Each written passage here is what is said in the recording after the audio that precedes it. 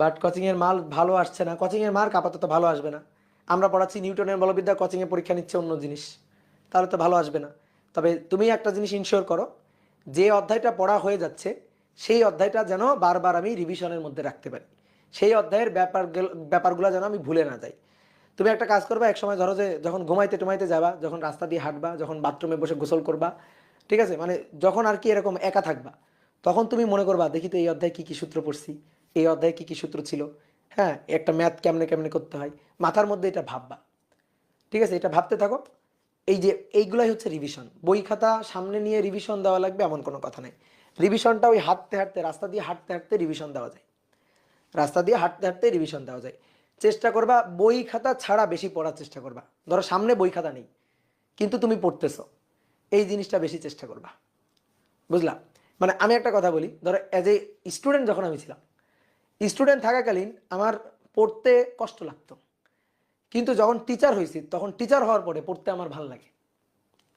কারণ কি, স্টুডেন্ট যখন ছিলাম তখন কি কোনো একটা জিনিস কঠিন লাগতেছে, তো বোঝার জন্য ইফোর্ট দিতাম না, বোঝার জন্য ইফোর্টটা দিতাম না।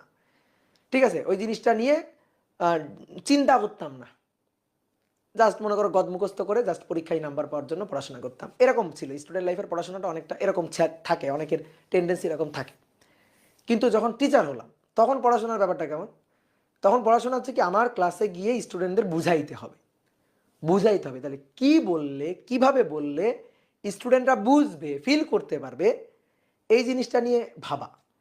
তো তখন আমার এই ব্যাপারগুলো নিয়ে ভাবতে, ম্যাথ করতে ভাল লাগে। এখন আমি তোমার চাইলে আরও কয়েক ঘন্টা আমি পড়াইতে পারবো, ঠিক আছে, আমার বোরিং লাগবে না।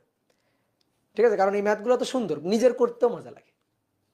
তো তুমি যখন পড়াশোনার প্রতি মজাটা পাবা, ঠিক আছে, তখন তুমি দেখবা যে তোমার সময় কিভাবে চলে যাচ্ছে, তুমি সারাদিন ধরে পড়তেছো বাট সময় কিভাবে চলে যাচ্ছে তুমি টেরই পাচ্ছ না।